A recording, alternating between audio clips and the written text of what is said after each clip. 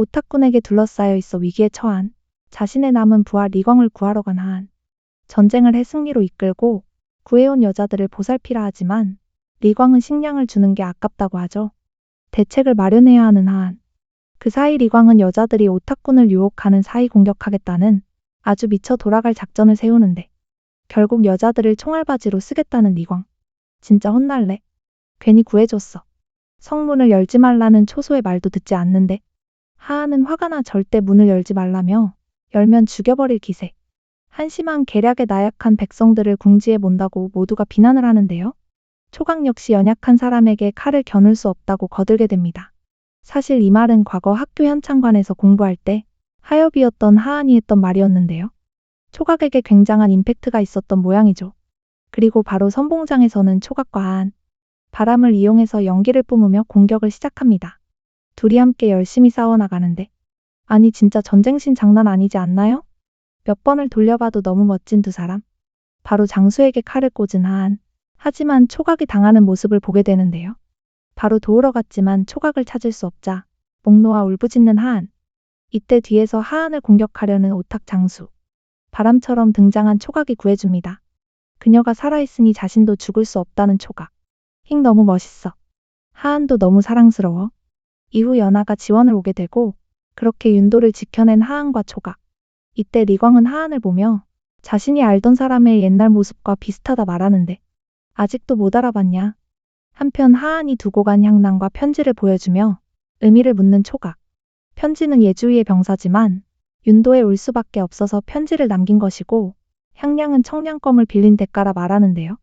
초각은 자신이 알려고 한 진실이 밝혀지지 않아 마음속에 풀리지 않는 무언가 있었지만 이미 하한을 자신이 알고 있던 굳건하고 대범했던 동창으로 생각하고 있었다고 말하는데 아니 그거 말고 사랑한다고 해야지. 사과를 하고 함께 윤도로 오려 했지만 이미 하한이 윤도로 갔던 상황이었던 거죠. 이제부터 하한을 믿고 앞날에 어려운 일도 함께 헤쳐나가자 말하는 초각. 아니 그거 말고 사랑한다고 말하라고 초각아.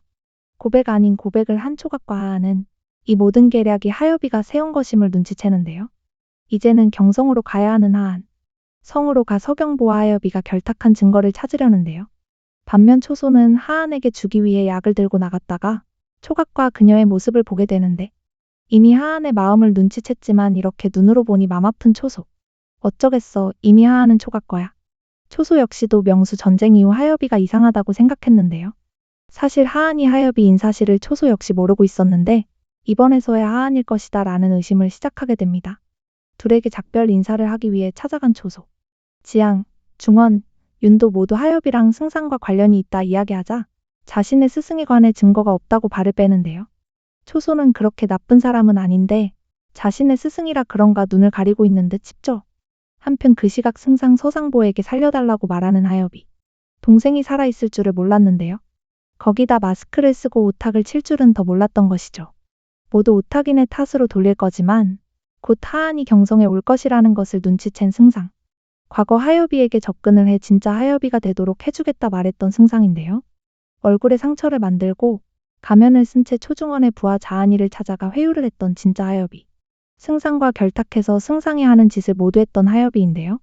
자신이 이용당하고 있으면서도 이용당하는 것이 아니라고 믿는 바보. 가만 보면 어쩌면 초소 역시도 승상에게 이용당하고 있는 듯 싶네요.